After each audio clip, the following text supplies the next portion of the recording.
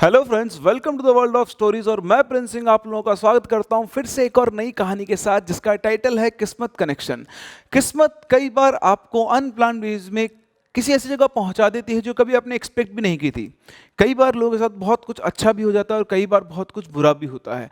तो यहाँ क्या हुआ ये आपको डिसाइड करना है। कमेंट सेक्शन में स्टोरी कंप्लीट करने के बाद मुझे जरूर बताएं एक क्वेश्चन का आंसर जो मैं आपसे लास्ट में पूछने वाला हूं। तो स्टे कनेक्टेड। अगर आपके पास भी ऐसी कोई कहानी है तो आप मेरे साथ शेयर कर सकते हैं princeofchemistry22@gmail.com पर, या फिर आप मुझसे मेरी इंस्टा आईडी पर भी कनेक्ट कर सकते हैं, जिस princeMNIT1987। आइए बढ़ते हैं कहानी के साथ। आज की हमारी कहानी का जो मेन कैरेक्टर है वो है पारुल।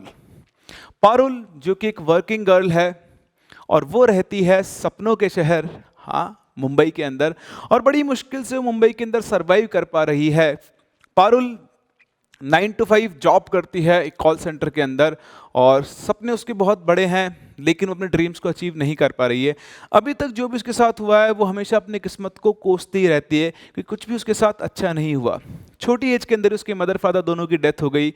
उसकी फैमिली में और कोई नहीं है, वो इस दुनिया में अकेली है, सिर्फ अपनी मासी को छोड़कर। उसकी एक मासी है जो है बेसिकली वो भी अनमैरिड है, उसकी मासी है और मासी के लिए वो है, वो दो ही लोग हैं। और इन दोनों में बहुत ज़्यादा कोई स्ट्रॉन्ग कनेक्शन नहीं है।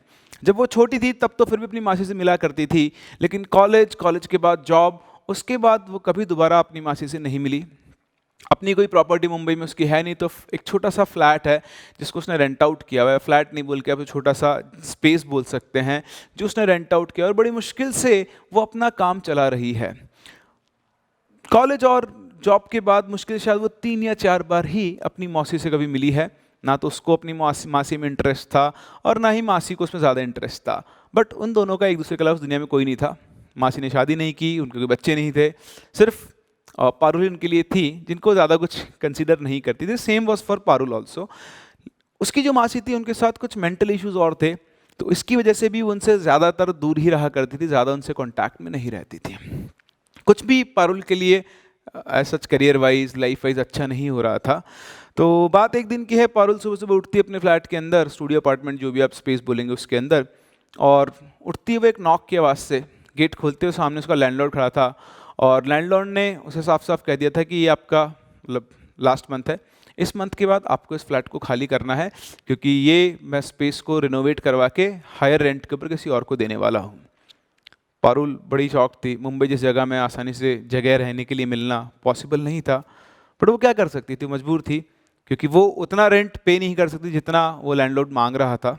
तो सुबह सुबह से लगा आज का तो दिन ही खराब है, पता नहीं रात को सुबह सुबह किसका मुंह देख लिया। खैर उठते उसने लैंडलॉर्ड का ही मुंह देखा था जो उसके सामने बैड न्यूज़ लेकर आया था। परेशान सी पारुल ने सोचा कि चलो कुछ ना कुछ करना पड़ेगा, देखती हूँ ऑफिस जाकर किसी से बात करती हूँ, कोई स्पेस अवेलेबल हो जो मेरे बजट के अंदर आ सकता हो। सुबह सुबह उसकी ख़राब हो गई थी, बड़ी परेशान सी हो गई थी। ऑफिस वो पहुँचती है भी मुझे से मन से काम कर रही थी, तभी अचानक से उसके पास एक और कॉल आता है। अननोन नंबर से कॉल था, जनरली उसको मतलब एक्सपेक्ट कुछ नहीं करी थी। उसने फ़ोन उठाया, और जैसे उसने फ़ोन उठाया तो उधर से आवाज़ आई, अब पारुल बोल रहे हैं? बोलती हाँ मैं पारुल बोल रही हूँ। तो पारुल आपके लिए एक बुरी खबर है। तो सोचती है इसका दिन ही खराब है, एक बुरी खबर सुबह थी, अब क्या बुरी खबर आ गई? तो बोलती है बताइए। बोलती कि आप संजना श्रीवास्तव को जानते हैं? तो बोलते हैं हाँ वो मेरी मासी है। बोलते आज सुबह उनकी डेथ हो गई है। तो बोलती क्या? बोलते हैं हाँ उनकी आज सुबह डेथ हो गई है, और उनका कोई और नहीं है, सिर्फ आप ही हैं। तो उनके लास्ट रिचुअल्स के लिए आपको आना पड़ेगा। ऐसा टोल्ड कि पारुल का उसकी मासी से कोई बहुत गहरा कनेक्शन नहीं था। पारुल को लगा कि मैं पहले से बहुत डिस्टर्ब्ड हूँ, मैं कहाँ इन कामों में जाऊँगी। उसे लगा कि उसे मना कर देना चाहिए। उसने एक बार ठान लिया था कि वो फ़ोन पर बोल दे कि हाँ आप देख लीजिए मैं नहीं आ सकती हूँ, मैं बहुत बिजी हूँ। बट फिर उसे लगा कि उसकी मासी का और कोई तो है नहीं, ठीक है वो जिंदा रहे तो उनसे ज़्यादा कनेक्ट नहीं हो पाई। बट मोरालिटी ह्यूमैनिटी ग्राउंड के ऊपर ही उसने सोचा कि चलो ठीक है यार इनके लास्ट रिचुअल्स में परफॉर्म कर देती हूँ। तो एनीहाउ उसने डिसाइड किया, और फिर उसने वापस से कॉल पे बात की और बोला कि ठीक है मैं वहाँ पहुँचती हूँ, आप मुझे एड्रेस दीजिए। और उसके बाद उसने अपने ऑफिस से छुट्टी ली और वो वहाँ पर पहुँची। एज आई टोल्ड यू कि उसकी जो मासी थी वो मेंटली इल थी, तो उनका बहुत सारे लोगों से कोई बहुत ज़्यादा कनेक्शन नहीं था। गिनती के 3-4 लोग वहाँ पर आए हुए थे। पारुल ने सारे रिचुअल्स परफॉर्म किए और उसकी मासी की आत्मा की शांति की प्रार्थना की, और जैसे रिचुअल्स कंप्लीट हुए, पारुल जो डिसीजन लेने वाली थी वह नहीं आने का, अगर वो वहाँ नहीं पहुँचती तो उसको बहुत रिग्रेट करती है। रिचुअल सारा प्रोसेस कंप्लीट होने के बाद पारुल के पास एक इंसान चल के आता है, तो बोलता है नमस्ते मैडम। तो बोलती जी बताइए। बोलती मैं संजना जी का वकील हूँ। बोलती हैं बोलिए। कि क्योंकि संजना जी का कोई और नहीं है और ये उनके विल है, इसमें उनकी जो भी प्रॉपर्टी है, सब कुछ है, जो भी कुछ उनके पास बचा है वो सब आपके नाम पर है। तो उसको एक पेपर देता है। पारुल जब वो पेपर पढ़ना शुरू करती है और बीच में पहुंचती है तो पढ़ते पढ़ते उसकी आंखों से आंसू बहने लग जाते हैं। वो मासी जिससे वो कभी नहीं मिली, वो मासी जिससे उसका कोई कनेक्शन नहीं था, वो मासी पारुल के ऊपर बहुत बड़ा एहसान कर गई थी। पारुल को भी नहीं पता था कि उसकी मासी इतनी अमीर है। हाँ, पारुल की मासी बहुत रिच थी। उनकी सारी प्रॉपर्टी, उनका सारा पैसा अब पारुल के नाम हो चुका था। पारुल की किस्मत फ्लिप होने वाली थी। अगर पारुल इस चांस को मिस कर देती तो शायद वो इस चांस को ज़िंदगी भर, इस चीज़ को ज़िंदगी भर रिग्रेट करती कि वो अपनी मासी के लास्ट रिचुअल्स पे क्यों नहीं गई। पारुल ने पढ़ा कि उसकी मासी का मुंबई की एक हाई राइज सोसाइटी के अंदर फ्लैट है जो पारुल के नाम हो चुका है। मासी के टर्म इंश्योरेंस के पैसे और सारा कुछ मिला के करीबन 5 करोड़ रुपीस का कैश भी पारुल के नाम हो चुका है। और उसके अलावा जितनी भी प्रॉपर्टीज अलग अलग हैं वो सब भी पारुल के नाम हो चुकी है। पैसा ही पैसा होगा। वकील बोलता है कि मैडम वैसे तो ये उनकी डेथ हो गई, लेकिन आपके लिए बहुत बड़ा, मतलब बहुत खुशी का दिन है। सो कंग्रेचुलेशंस, और आई होप कि आप इन चीज़ों को बहुत अच्छे संभाल के रखेंगे और यू विल एंजॉय, मतलब आपकी मासी आपके लिए बहुत कुछ छोड़ के गई है। पारुल ने बोला thank you very much. Parul को पता ही नहीं था कि उसके साथ जो अपनी किस्मत को कोसा करती थी आज उसकी किस्मत एकदम से चेंज हो गई है। पारुल की खुशी कोई ठिकाना नहीं था। वो मतलब वो पागल नहीं हो जाए, वो सोचती थी कि ये कैसे हो गया। उसको विश्वास नहीं होता कि सिर्फ एक दिन में उसके पास इतना कुछ आ गया है। जहाँ वो हर रोज अपनी किस्मत को कोसा कर रही थी, आज वो भगवान को धन्यवाद देती कि अच्छा हुआ भगवान, मतलब आपने मेरे लिए इतना कुछ सोच रखा था, मैं तो कभी सोच ही नहीं पा रही थी कि ऐसा भी कुछ हो पाएगा। जो मैं सपने देखा करती थी और सपने इस तरह सच होंगे मैंने कभी एक्सपेक्ट ही नहीं किया था। तो पहला क्वेश्चन मेरा आपसे कि अगर आप पारुल की जगह होते तो आपको क्या लगता है ना, मेरे चेहरे से खुशी तो आ रही, तो आपके चेहरे से भी उतनी खुशी आ रही होगी कि अगर आपके साथ ऐसा हो जाए तो आपको कैसा लगे, मुझे कमेंट सेक्शन में ज़रूर बताइएगा। खैर जैसा आपको लगता है वैसा ही पारुल को लग रहा है और she is in the air, घूम रही है वो, उसको समझ में नहीं आ रहा क्या करना है क्या नहीं करना है।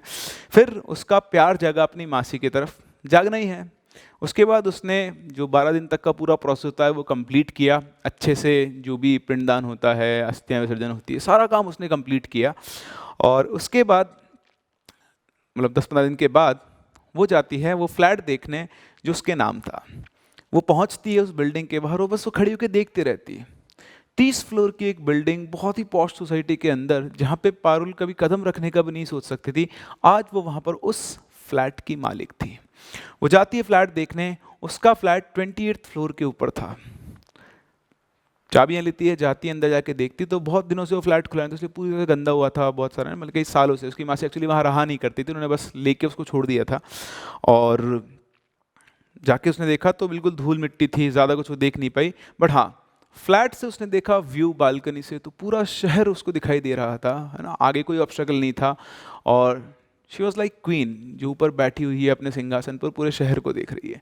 सो बड़ी मेस्मराइजिंग सी फीलिंग थी। कुछ मोमेंट के लिए तो पारुल बस उस विंडो में खो सी गई।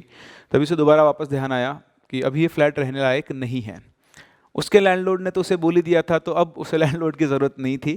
तो उसने फटाफट से वहाँ का जो कॉन्ट्रैक्टर था उसके नंबर लिए, कारपेंटर कॉन्ट्रैक्टर जो भी, तो उनको फ़ोन किया और उनको फ्लैट की सिचुएशन दिखाई और उनसे पूछा कि कितना टाइम लगेगा। उन्होंने बोला कि मैडम कम से कम 10 दिन तो इसमें लगे। उसने बोला नहीं, मेरे पास 10 दिन नहीं है, मुझे अपना फ्लैट खाली करना है, आप 7 दिन में कैसे भी करके इसको कंप्लीट करो, आप चाहो तो थोड़े ज़्यादा पैसे ले लेना। पैसे की तो कमी नहीं थी ना, ठीक, तो आप थोड़े ज़्यादा पैसे लेना, लेकिन 7 दिन में मुझे फ्लैट कंप्लीट चाहिए। उसने बोला मैडम बहुत टाइट काम है। तो बोलती है कि देख लीजिए, वरना फिर मैं किसी और से बात करता हूँ। बोलता अच्छा अच्छा ठीक है मैम, मैं इसको 7 दिन में कंप्लीट करने की पूरी कोशिश करता हूँ। एंड फाइनली 7 दिन के बाद कॉन्ट्रैक्टर ने वो फ्लैट पारुल को हैंड ओवर किया। इस बार पारुल जब फ्लैट में आई तो इट वॉज अमेजिंग। फ्लैट बहुत अच्छे से उन्होंने क्लीन किया हुआ था, बहुत ही मेंटेन फ्लैट था ना, 3 BHK फ्लैट था, बहुत बड़ा उसका हॉल था अच्छा खासा। एक एक करके उसने किचन चेक किया, हॉल चेक किया, हर एक रूम चेक किया, और फिर एक रूम में जाके वो ठहर गई। बाकी रूम से वो रूम बिल्कुल अलग था, बिल्कुल अलग। उस रूम के अंदर बहुत सारा वुड का काम था, जैसे किसी इंसान ने बहुत ही ऑब्सेस्ड होकर वुड का काम करा हो। शायद उसकी मासी को वुड का वर्क बहुत पसंद था, लेकिन पूरे फ्लैट में सबसे ज़्यादा वुड अगर कहीं लगी हुई थी तो वो उस रूम के अंदर। बहुत ही पॉश सी फीलिंग थी, वुडन फ्लोरिंग्स थी, है ना, सब कुछ वुड का था। और इवन सबसे इंपॉर्टेंट चीज़, जो वॉल्स थी उनके ऊपर भी प्योर रिच वुड की पैनलिंग लगी हुई थी। उसको देखकर ही पता लग रहा था कि बहुत महंगी लकड़ी है। और उसको कारपेंटर ने, जो कॉन्ट्रैक्टर, उसने बताया कि मैम इस वाले फ्लैट के ना, इसमें तो बहुत, ये जो लकड़ी बहुत कम लोग लगवा पाते हैं, तो बहुत जो शौकीन लोग होते हैं या फिर जो बहुत रिच लोग होते हैं वही इस तरह की लकड़ी पसंद करते हैं। तो बहुत ही अच्छी किस्म की वो लकड़ी थी। और पारुल ने डिसाइड कर लिया कि मेरा फ्लैट ये रहेगा, क्योंकि उसी फ्लैट से एक बिल्कुल विंडो बालकनी थी, मतलब बड़ा, है ना, जो स्लाइडर गेट्स होते हैं, जहाँ से पूरा शहर दिखता था। पारुल अब एक एलाइट में कन्वर्ट हो चुकी थी। वो पारुल जो एक छोटा सा स्पेस रेंट आउट नहीं कर पा रही थी अपने लिए, आज वो एक 3 BHK फ्लैट की मालकिन थी, वो भी मुंबई जैसे शहर में। आप समझ सकते हैं कि उसकी वैल्यू क्या हो चुकी होगी। प्लस उसके अकाउंट में करोड़ ऑफ रुपीज ऑल थे। अगर आपके पास इतना पैसा आ जाए तो आप क्या करेंगे, ये भी मुझे जरूर बताएं। कुछ लोग तो FD करा के भूल जाएंगे और उसका ब्याज खाते रहेंगे। कुछ लोग बोलेंगे मैं तो ऐश मारूंगा, लेकिन वो कब तक चलेगा। तो पारुल के दिमाग में क्या आया, पारुल को ये लगा कि ठीक है ये सब आ गया है, लेकिन मुझे अपने ग्राउंड्स को नहीं भूलना है। तो पारुल ने अपनी वो जॉब छोड़ी, लेकिन वो एक नई जॉब की सर्च में लग गई जो उसके लेवल को थोड़ा मैच करती हो, और उसके अलावा, है ना, अच्छे अच्छे लोगों से वहाँ पे मिलेगी भी। तो इस तरह से उसने अभी थोड़ा रिलैक्स किया कि 1 महीने के बाद मैं अपना जॉब करूँगी, और उसके बाद, है ना, बढ़िया से वो, पर उसने अपने एप्लीकेशन शुरू कर दी थी जॉब देने के। खैर, चीज़ें चलना शुरू हुई। अब पारुल एक अच्छी सोसाइटी में रह रही थी, अच्छे अच्छे लोगों से मिल रही थी। इवन उसके कुछ लोगों से दोस्ती भी हुई जो बड़ी हाई क्लास जेंट्री थी। उनके साथ वो एक दो बार पार्टी के अंदर भी गई, और इस तरह से उसकी ज़िंदगी चलना शुरू हुई। कुछ ही दिनों में उसको एक जॉब भी मिल गई अच्छी खासी, जिस तरह की वो जॉब करना चाहती थी, और उसने अपना ऑफिस ज्वाइन कर लिया। वहाँ पर भी उसको कलीग्स मिले, अपने दोस्तों से वो बातचीत करने लगी। सब कुछ बढ़िया चल रहा था।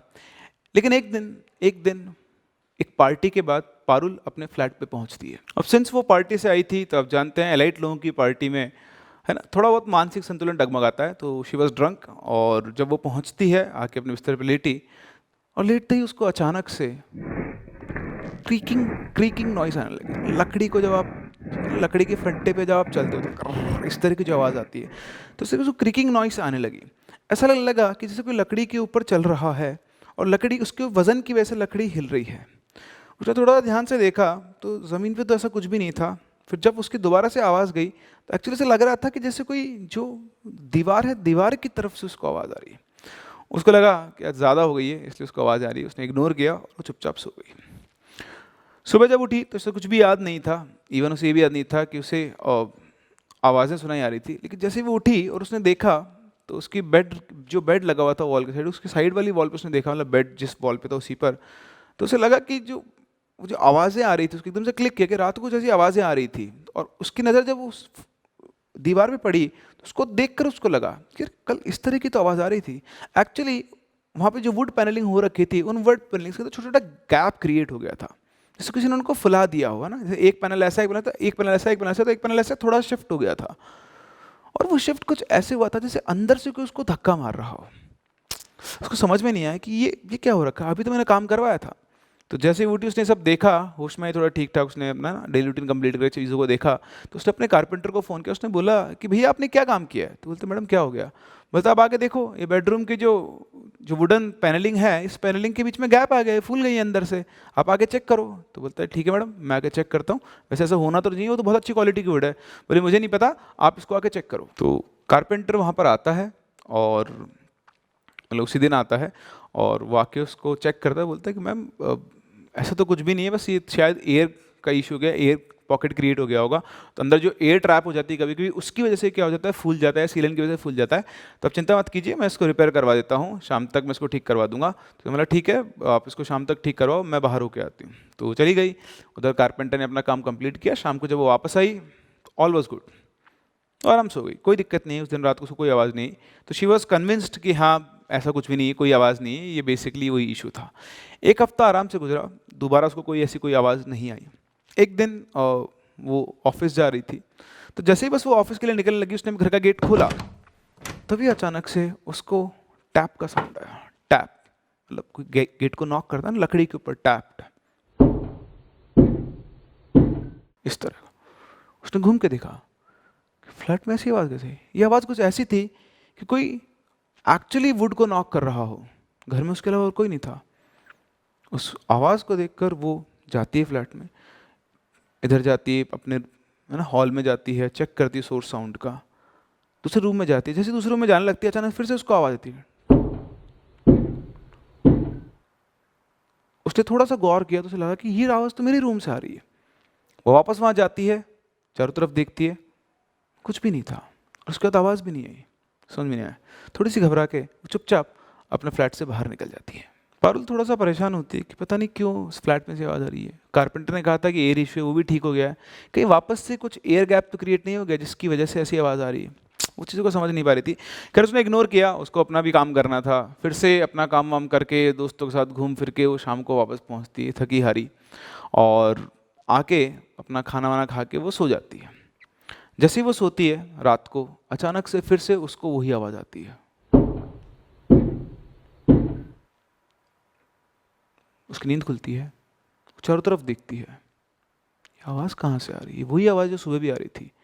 वो उस आवाज़ का सोर्स ढूंढने की कोशिश करती है, उसको फिर से आवाज़ आती है। उसने ध्यान दिया तो आवाज़ उसके बेड के जस्ट नीचे की तरफ से आ रही थी। बहुत बुरी तरह से डर गई।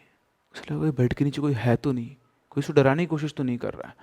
बड़ी हिम्मत करके वो चुपचाप धीरे धीरे धीरे धीरे झुकी और एकदम से बेड के नीचे देखा, वहाँ कोई नहीं था। पारुल को थोड़ा सा रिलीफ हुआ कि नहीं, बेड के नीचे तो कोई भी नहीं है। फिर वो वेट करने लगी कि आवाज़ दोबारा आएगी, लेकिन उसके बाद दोबारा आवाज़ नहीं आई। बहुत देर तक उसने वेट किया।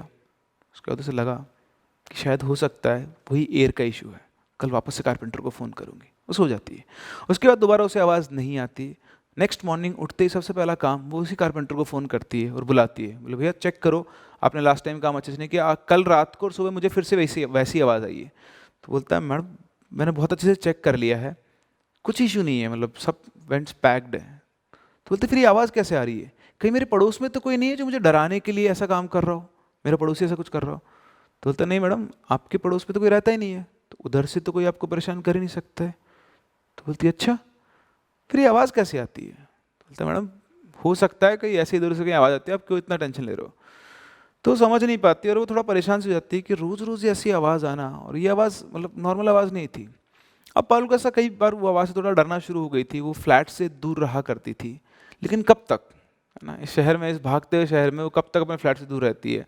तो वो दिन भर फ्लैट से बाहर रही। वो कोशिश करी थी कि वो फ्लैट में जाए ही नहीं, लेकिन दिन भर काम करके घूम फिर के पार्टी भी कितना करेगा आदमी, थक कर उसको वापस अपने घर पे ही पहुंचना था। तो थकी हारी रात को करीबन 12 साढ़े 12 के आसपास वो अपने फ्लैट पर पहुंचती है और वो सोचती है कि सीधा जाके वो सो जाएगी। लेकिन जैसे ही वो अपने फ्लैट का गेट खोलती है, उसको एक अलग सा एहसास होता है। आज फ्लैट के अंदर का एनवायरनमेंट वैसा नहीं था जैसा हमेशा हुआ करता। वो एक अजीब सी साइलेंस थी। जैसे ही वो अंदर घुसी, उसको सेंस हो गया कि ना, आपके सेंस, सिक्स सेंस जो होता है, तो कुछ ना कुछ गलत है। बिल्कुल एक डीप साइलेंस थी, एक अजीब सी नेगेटिविटी फीलिंग थी उस फ्लैट के अंदर। जैसे वो अंदर घुसती, वो सोच रही थी कि शायद ये उसका दिमाग जो चीज़ों को क्रिएट कर रहा है, बट क्या कर सकती थी। फाइनली वो अपने रूम में पहुंचती है और जैसे लाइट ऑन करती है, अचानक वो चिल्ला पड़ती है। जैसे उसने लाइट ऑन की, उसके बेड के जस्ट पास में उसे इस तरह की एक शैडो बैठी हुई दिखाई देती है और एक ब्लिंक में वो गायब हो जाती है। वो घबरा जाती है बुरी तरह से कि उसने क्या देखा। उसे अपनी आंखों पे विश्वास नहीं होता है, लेकिन इट वॉज रियल। वो वहीं पे खड़ा हुआ था, एक साया, जिसको वो कौन था वो नहीं देख पाई, लेकिन लाइट का ऑन करते ही वो एकदम से गायब हो गया। वो बुरी तरह से डर गई थी। फ्लैट में वो अकेली थी, उसके साथ और कोई नहीं था, और ये बहुत ही अनएक्सप्लेनेबल चीज़ थी जो उसने देखा था। पारुल ने अपने आप को समझाया कि शायद ये उसके मन का वहम है, वो चीज़ों को बहुत ज़्यादा मैनिपुलेट कर रही है, ऐसा कुछ भी नहीं है, उसे चुपचाप जाके सो जाना चाहिए। हिम्मत करके उसने अपने रूम को लाइट ऑफ की, छोटा सा बल्ब जला के, और वो सो गई।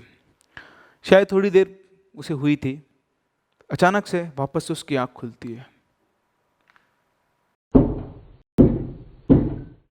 फिर से उसको नॉक की आवाज़ आना शुरू होती है। जैसी वो नॉक की आवाज़ से उठती है, अचानक से उसकी आँख अपने बेड के कॉर्नर पे पड़ती है। बेड पे सोई हुई थी, जैसे उठती है सामने वाले कॉर्नर पे नज़र पड़ती है, वही ब्लैक शैडो जो उसने थोड़ी देर पहले देखी थी, वो उसके सामने खड़ी हुई थी। वो फटाफट से अपना लाइट, बेड टेबल, साइड का टेबल का जो लैंप ऑन करती है। उसे लगता है कि लैंप कि लाइट ऑन होती है वो शैडो गायब हो जाएगी, नहीं। जैसे उसने लाइट ऑन की, वो शैडो अब भी उसके सामने खड़ी थी और वो देख सकती थी कि वहाँ पर कौन खड़ा है। एक ऐसा चेहरा उसके सामने खड़ा हुआ था। बहुत तेज डर गई थी, उसकी आवाज़ तक, चीख तक नहीं निकल, ऐसा लगा था कि वो पैरालाइज हो चुकी है। बस वो उस फिगर को देखे जा रही थी और तभी अचानक से वो फिगर थोड़ा सा ऐसे अपना चेहरा उठाता है। तो इस तरह से उसका चेहरा, डीकेड चेहरा उसको दिखाई देता है और वो कुछ बोल पाती उससे पहले ही वो अपना हाथ ऐसे उठाता है, पारुल की तरफ नहीं, उसके पीछे की जो बेड था, दीवार थी, उसकी तरफ। पारुल पीछे घूम के देखती है, वहाँ कुछ भी नहीं था और जैसे वो आगे देखती है, वो गायब। वो शैडो जो सामने खड़ी थी वो गायब हो चुकी है। पारुल को कुछ समझ में नहीं आता है, वो समझ नहीं पाती कि क्या चल रहा है, ये कौन है जो इस फ्लैट के अंदर है। वो समझ गई थी ये जो एंटिटी है इंसान तो नहीं है, और वो ये भी समझ गई थी कि वो जिससे डील कर रही है वो एक पैरानॉर्मल चीज़ है। उसे बहुत डर लग रहा था, लेकिन इस टाइम पर उसकी हेल्प करने कोई भी नहीं आ सकता था। उसने फिर से अपने आप को कंपोज किया, चादर ली, उसके अंदर घुस गई और सोने की कोशिश की। थोड़ी देर के बाद वापस से वो टैप साउंड शुरू हो गया। इस बार वो टैप साउंड को बहुत क्लियर सुन सकती, जैसे उसके जस्ट सिर के ऊपर ही बैठकर कोई लकड़ी से लकड़ी को बजा रहा हो। फिर रुक जाती, फिर साउंड वापस शुरू होती। पारुल चीज़ों को रेजिस्ट नहीं कर पा रही थी। उसको लगा था कि ठीक है, अब मुझे इस चीज़ का सामना करना पड़ेगा। चिल्लाती हो चलती है कि अपना चद्दर उठाती हो, चिल्ला। देखती तो वहाँ कोई नहीं था। फिर अचानक से वापस से उसको वही साउंड सुनाया था। वो उठती है, अपने रूम की तरफ चारों तरफ देखती है और तभी अचानक से उसे ऐसा दिखता है कि उसके बेड के पीछे की जो वॉल थी उसमें जो वुडन पैनल लगी थी, वुडन पैनलिंग ऐसे बाहर आ रही है। उसको देख के एकदम डर जाती है और उसे पीछे तरफ जाती है और एक कॉर्नर में जाके रूम के बैठ जाती है और देखते रहती सामने। वो वुडन पैनलिंग ऐसे क्रीक होके बाहर आती है और अचानक से उसके सामने फिर से वही इंसान, वही शैडो आके खड़ी हो जाती है और वो शैडो उसकी तरफ बढ़ने लगती है। पारुल बहुत बुरी तरह से डर गई थी। उसे लग रहा था कि आज वो बचने वाली नहीं है, वो पता नहीं कहाँ के फंस गई है। वो फिर से ये समझी थी किस्मत कुछ दिनों के लिए उसके लिए अच्छी हुई और वापस से उसे कहाँ लाके खड़ा कर दिया है। वो शैडो उसके पास आई, उसने 3 बार पैरों से ठॉक ठॉक ठॉक किया और जैसे ही उसने अपना हाथ बढ़ाया पारुल की तरफ, पारुल बहुत तेज चिल्लाई, लगा कोई तो उसकी मदद करेगा, लेकिन कोई वहाँ सुनने वाला नहीं था। फिर अचानक से वो रुका, इस तरह से घूमा और उसने फिर से उसी दीवार की तरफ इशारा किया जहाँ से वो निकल के आया था। पारुल को कुछ समझ में नहीं आया और जैसे उसने दीवार की तरफ देखी, दोबारा इधर देखा, वो परछाई वापस से गायब हो गई। अब पारुल ने डॉट्स कनेक्ट करना शुरू किया। लगा कि ये जो चीज़ है ये मुझे हार्म नहीं कर रही है, शायद ये मुझे कुछ बताना चाहती है, शायद कुछ राज है। उसने डॉट्स को कनेक्ट करना शुरू किया कि बार बार वो एक ही दीवार की तरफ इशारा कर रही है, ये चीज़ है। बार बार उसको जो आवाज़ आ रही है वो उसी दीवार के अंदर से आ रही है। पारुल समझ चुकी थी कि इस फ्लैट में कुछ ना कुछ गड़बड़ है और जैसे ही वो चीज़ गायब हुई, वो जो सामने वाली दीवार थी वो बिल्कुल नॉर्मल हो चुकी, जैसे वो पहले थी, जैसे कुछ हुआ ही नहीं था, जैसे वुड्स क्रीक होकर बाहर ही नहीं आई थी। वो उसका ऑप्टिकल इल्यूजन था, लेकिन पारुल इस चीज़ को जानती थी कि ये उसका ऑप्टिकल इल्यूजन नहीं है। उसने डिसाइड किया कि वो इस चीज़ को पता करके रहेगी। वो किसी को देख नहीं पा रही थी, पर उसने एक ही चीज़ बोली कि तुम जो भी हो, अगर तुम जो भी मुझसे कहना चाह रहे हो, मैं शायद उस चीज़ को समझ पा रही हूँ, तुम प्लीज़ मुझे परेशान मत करो, मैं तुम्हारी हेल्प ज़रूर करूँगी। इतना कह के वो वापस से बैठ गई उसी रूम के अंदर। अब पारुल का डर खत्म हो चुका था क्योंकि सब चीज़ें एक्सेस में हो चुकी थी और पारुल ये जान चुकी थी कि उसकी जान को खतरा नहीं है। उसके बाद दोबारा पूरी रात पारुल को दोबारा वो साउंड नहीं आई। शायद ये दोनों चीज़ें कनेक्ट हो चुकी थी। वो जो एंटिटी थी वो पारुल को कुछ बताना चाहती थी और पारुल उस चीज़ को समझ चुकी थी। नेक्स्ट डे ही पारुल ने पुलिस को फ़ोन किया, कारपेंटर को बुलाया और उनके सामने उसने कहा, उसने अपनी पूरी स्टोरी पुलिस को बताई। बोले ऐसा मेरे साथ हुआ, पर कौन विश्वास करेगा। तो पारुल ने कहा मुझे पता था इंस्पेक्टर साहब, आप मुझ पे, जो भी पुलिस वाले आए थे उनसे, कि आप मुझ पे विश्वास नहीं करोगे, इसीलिए मैंने इन कारपेंटर भाई साहब को बुलाया है। ये अभी आपके सामने इस दीवार को तोड़ेंगे। तो बोला मैडम क्या बात करो, तो बहुत महंगी। बोले होगी महंगी, ये मेरी जान से बड़ी नहीं। उन्होंने बेड को सरकाया और उन वुडन पैनलिंग्स को उखाड़ना शुरू किया और जैसे उन्होंने वुडन पैनलिंग्स को, बेड के पीछे की वुडन पैनलिंग जो 5-6 वुडन पैनलिंग थी, उनको उखाड़ा तो उनके सामने एक लाश पड़ी हुई थी, एक डीकेड बॉडी जो पता नहीं कितने सालों से या कितने टाइम से वहीं पर बरीड थी। देखते ही सब लोग शॉक्ड रह गए।